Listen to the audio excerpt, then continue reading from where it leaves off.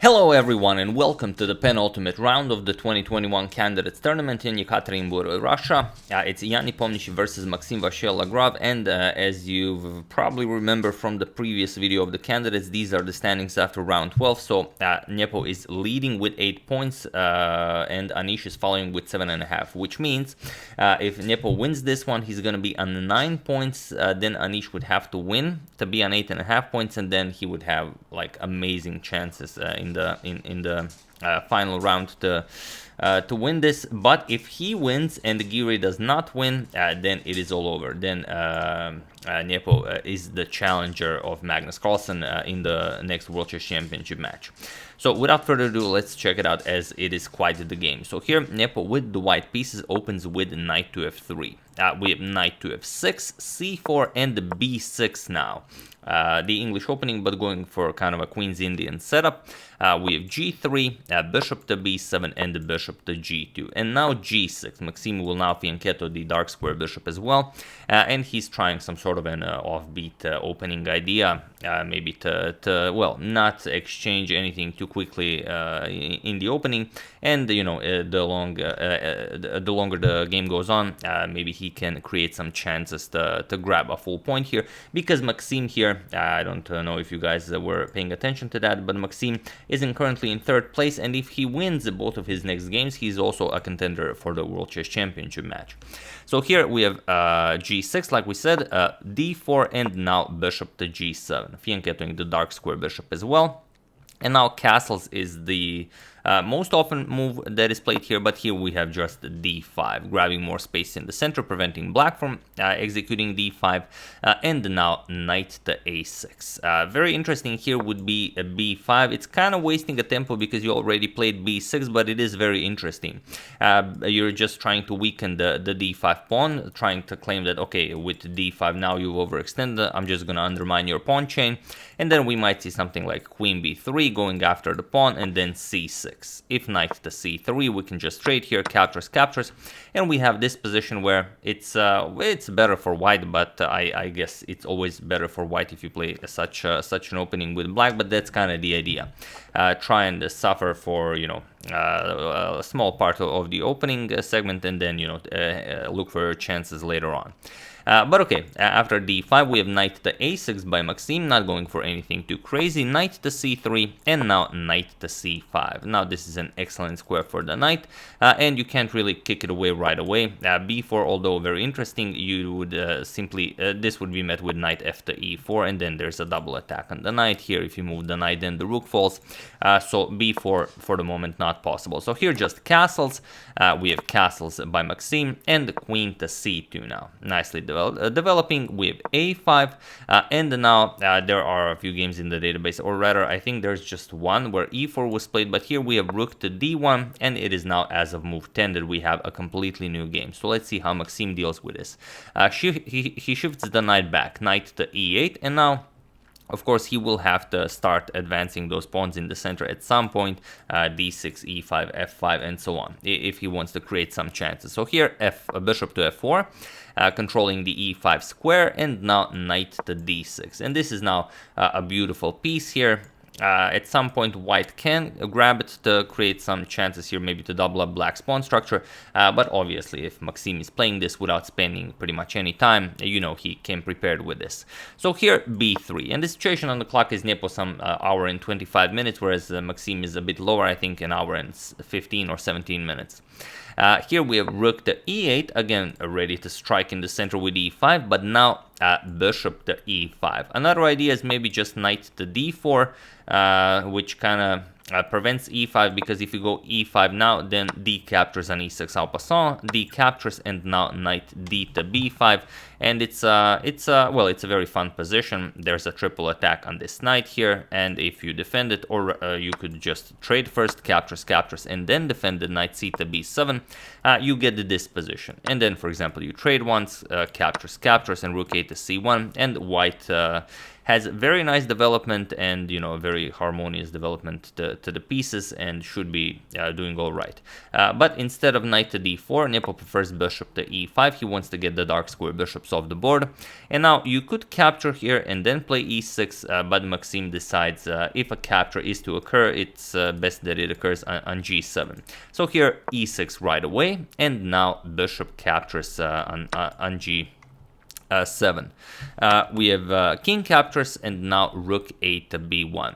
Nepo here wants to play rook a to b1, a3 and b4, although a3 and b4 might be an idea even with the rook on a1, but of course he knows what he's doing, so rook a to b1, and now e5, grabbing more space in the center, and now you are already looking at some pawn pushes with f5, e4, f4, if white allows it. And now e4 could be an idea here, but Jan prefers knight to d2. So for the moment, overprotecting this e4 square with both knights, the queen and the bishop, but also keeping an eye here on the queen side. a3 and b4 are coming. So here we have f5 by Maxime, and now comes a3, preparing b4. And now Maxime has to decide, does he want to play a slow move? Does he want to play a developing move like maybe queen to c6? Should he push in the center, e4, f4? So we're going to discuss e4 and f4 a little bit because those are the moves that immediately come to mind. If you try something like e4, it looks very nice, but white just continues with b4 and, for example, captures, knight has to go back. Now we're going to play e3. And it's not, well, it's not much to look at. You've weakened the d4 square. Now white can shift the knight over to d4 if white wishes so. And there's not much black can do to help out with the development of his pieces. So e4, maybe not the greatest idea. f4, on the other hand, is a bit more dangerous, but we're still going to go b4, captures, knight a6, and now knight to b5. And this is a pretty wild idea. Because if you capture it, knight captures here, then c captures on b5, and what do you do with this knight here? There's really not all that much you can do. You have to move it back, and then even d6 now, opening up a discovery on the bishop, and with a double attack on the c6 square. So you have to play c6, blocking this, and now rook to a1. You will trade off your rooks, captures, and black's position is just disgusting. This will be impossible to hold. If you try something like queen a6, just rook to a7, and that's it. There's really not much you can do about this position. At some point you're going to capture here once this bishop probably moves to c8 or something, and then it's just all over.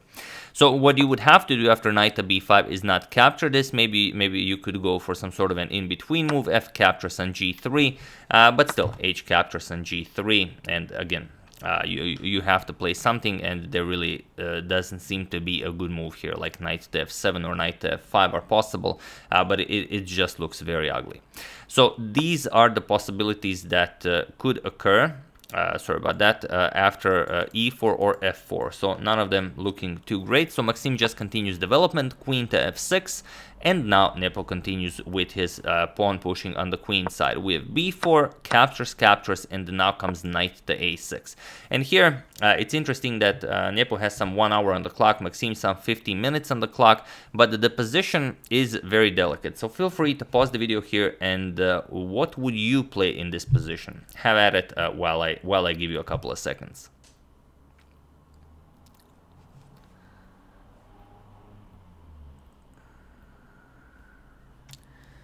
So for those of you who were able to do it, do what exactly? Because it's not like it's a winning idea, but for those of you that found it, congratulations on, you know, going really deep into the position. And for those of you who just want to enjoy the show, it's c5. c5 is a beautiful pawn sacrifice that simply gives white a better position. And I will show you why this is so, because after c5, we obviously you have to do something. Best is to just capture, and then after captures, yes, you win a pawn and you defend your bishop here, but here comes knight to b5. Now threatening knight captures on c7 with an attack on both rooks, but also you've opened up a discovery towards the knight on c5. And now after this knight is eliminated, we're gonna capture this knight with a double attack on the knight here. You can't really move the knight, otherwise we're just gonna, well, for example, if you go knight to d6, yes, this is defended, but just queen captures, and then black's entire position falls apart. This is the threat, this is a threat. too many threats.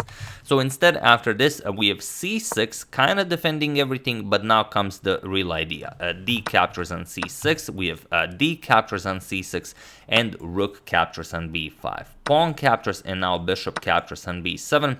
And now it all depends how black would continue playing this. You could go something like rook to d8, then we just pick up the pawn, or you could try something like rook to b8 to keep an eye on this pawn, for example, bishop to d5, and then continues with white having a bishop and the knight for a rook, and white's position will be better here. But again, it's very hard to decide whether black's passed pawn will be a problem or not. For the moment, not really, because you kind of have a firm grip on the b3 square. You could probably create some sort of a blockade here, you know, using the e4 square, and it could all turn out really well.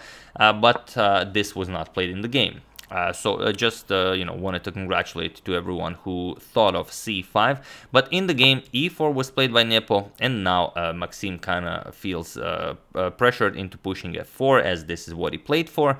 So f4, and now comes knight to e2. Now with the idea of just capturing here, because then the queen cannot capture, you're going to have to capture with the pawn, and then this diagonal will open up, giving white a lot of potential here. You don't have a dark square bishop, but you might be able to weaken, you're going to weaken the d4 square, you're going to get a knight in there, and then, you know, take it from there. But for the moment, your pieces are much better. The knight, bishop, rook, really not a part of this game. So here we have f captures on g3.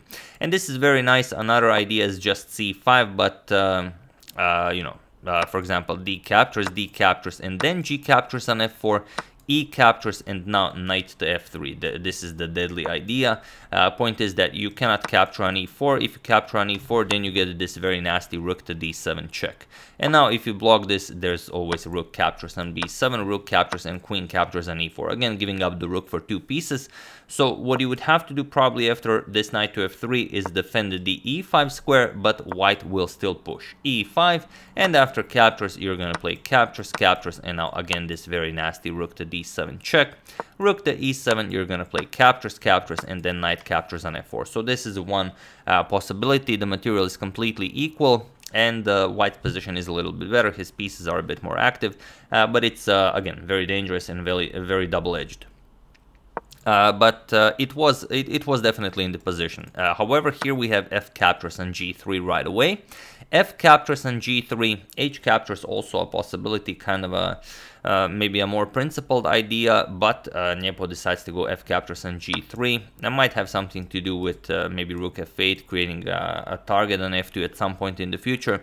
Who knows? And only now c5. So pretty much the same idea with the inclusion of one captures here. So B captures on c5, and now he has to decide what to do here: the capture with the knight or with the pawn. And capturing with the pawn seems pretty self-explanatory, as well, you don't want to give up a pawn. The problem is, if you do this, then there are all sorts of very nasty tricks in the position, like queen to a4. And now the pawn here is being threatened, and you don't have time to play knight to b4, the move you've intended to play. And for example, if queen e7 defending this, bishop h3, again we pile up on this pawn. We don't even have to play this. We can play queen a5. We can go after this pawn, also queen a3. So we could, you know, there are a lot of very good ideas here for white. So although it seems like you're saving your pawn, you're maybe just you know, prolonging its you know, loss. So instead, after b captures on c5, we have knight captures on c5, giving up the pawn right away. We have rook captures, and now comes queen to d8, attacking the rook, pushing it back. But of course, Nepo just doubles up on the b file. We have rook to queen to c7 now. Adding more protection to this bishop, and preparing to pile up on the c4 pawn. Bishop to a6 is coming maybe, and then everything will, you know, join up in winning back the pawn. So knight back to c3, or rather forward, and now rook to f8.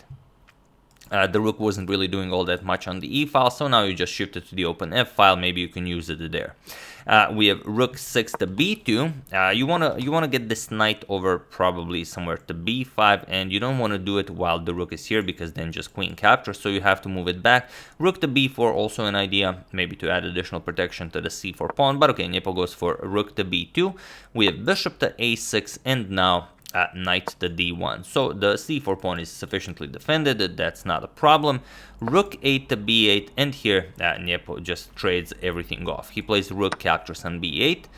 You could not trade, for example, you could play something like queen c3, threaten the e5 pawn because it is weak, and after, let's say, knight f7, defending the pawn, now go queen e3, and it's maybe a slight improvement in, how active your queen is, but still it doesn't really do all that much. Just d6, and then black continues the game normally. But Nepo decided to trade everything off. We have captures, captures, captures, captures, and now queen to b2, causing captures and captures. And now we have this endgame where Nepo is up a pawn, but being up a pawn usually is not enough to win the game. So let's see if it was enough in this game. So here knight c8, remaneuvering the knight to add another attacker from b6.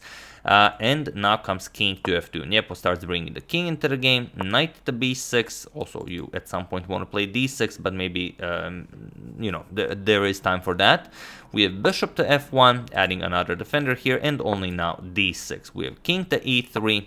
That's not e3. King to e3, and now king to f6. We have bishop to e2. And here king to e7.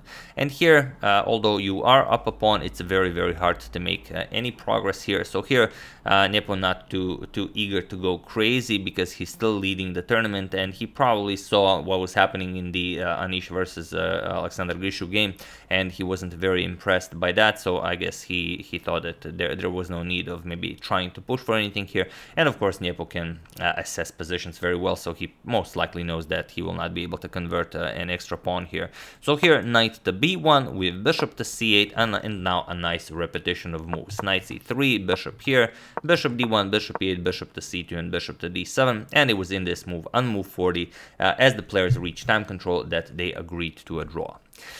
So yeah, really wild stuff. And other than that idea that we've mentioned here after knight to a6, this pawn sacrifice with c5 that kind of ends up with this position, you having a bishop and knight for a rook. Other than this, there really weren't all that many chances for either of them in this game. But an interesting choice of opening for Maxime, and Jan played very well against it, and it didn't work out for this game. So I guess we will still see what happens in the other game, as what happens in the game Alexander Grishu versus Anish Giri could very well decide the fate of this tournament.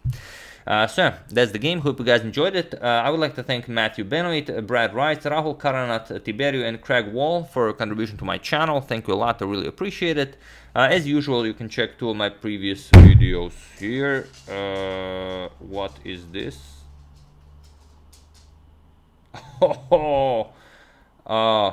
My recording software. My recording software is saying start recording, and I thought it was not recording, which sometimes happens to me, and I thought, no, I did it again, but in the end it didn't. So yeah, luckily for that. Whew. That's the game. I hope you guys enjoyed it, and I will see you in the next one, most likely Anish Giri versus Alexander Grishu game. So see you soon, guys.